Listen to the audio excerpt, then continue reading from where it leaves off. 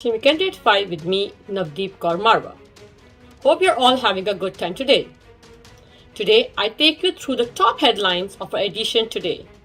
There have been loads of exclusive stories that the journalist at Indian Weekender had churned for all our audience this week.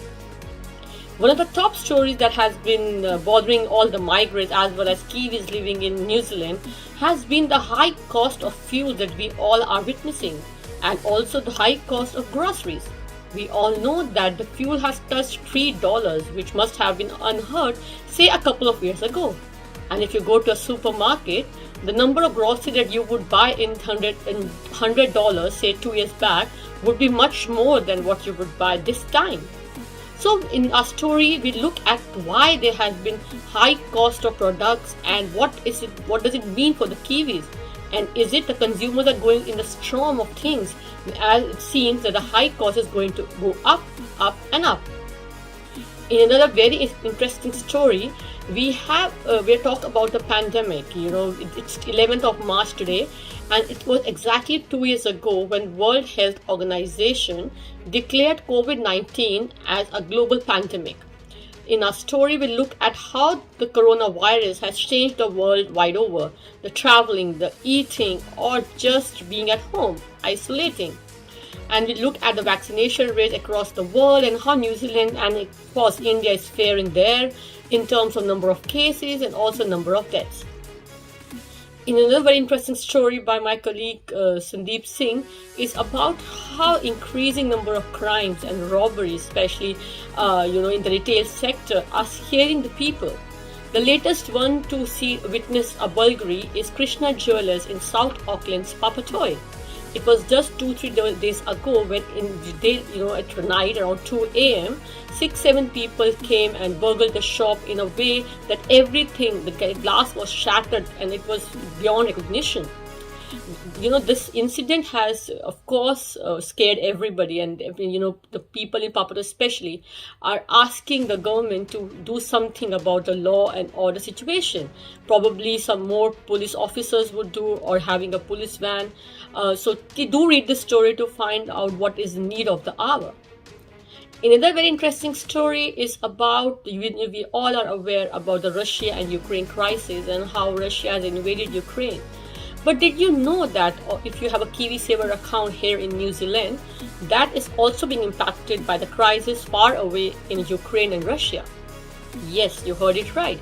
That's because the KiwiSaver providers have invested in bonds and countries in situations in Russia, be it ASB, ANZ or BNZ. Do read our story to find out how your KiwiSaver is affected by the Ukraine and Russia crisis and how it continues to do so.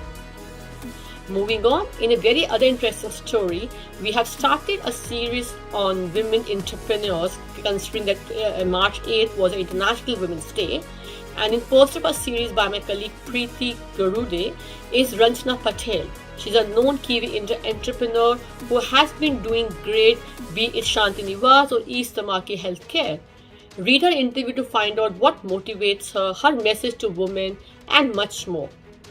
Not only this, we also have some other interesting stories in the pipeline. In addition, one is also about the hospitality sector. We all know the Omicron surge and regular cases going up 20,000 per day and beyond have scared everybody. And people are scared and are staying at home and not even going out to have a meal. And that has affected the hospitality sector a lot. My colleague Sandeep Singh has interviewed the CEO of Restaurant Association of New Zealand, who is saying that the association is saying that the restaurants have been impacted a lot by the Omicron surge, which is currently going on, and the government needs to do something to make sure that the business owners continue to run their restaurants. Do read the story and share your views as to what do you think government should be doing to help those businesses, especially in the restaurant sector, to make them be a little less apprehensive of the situation and financially help them. Also, there are other stories, so do watch our editions to find out more interesting entertainment stories. There are sports stories and there are India stories which will certainly excite you. Not only this, we have a very interesting Christchurch story in our edition, which is about how the education sector, which has been impacted, by the Omicron surge entirely in New Zealand, but how specifically in Christchurch, the education sector has been affected very adversely. To read the story by my colleague Mahesh Kumar to find out what is happening in the sector there. He has spoken to a lot of education experts and the education institutes in Christchurch to know their take on the situation.